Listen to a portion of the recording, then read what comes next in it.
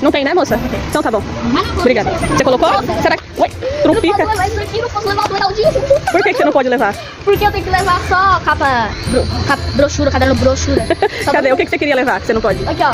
Queria, tipo, levar esse aqui, ó. Do Reinaldinho. Deixa eu ver, deixa eu mostrar o caderno aqui, ó. É do Reinaldinho? Você gosta do Reinaldinho? Eu gosto demais. Ele é muito legal. Tem outra aqui do Reinaldinho também que eu não posso levar.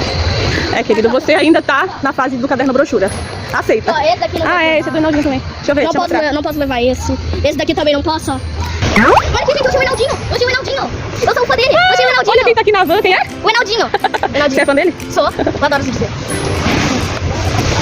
Já que eu não carro dele?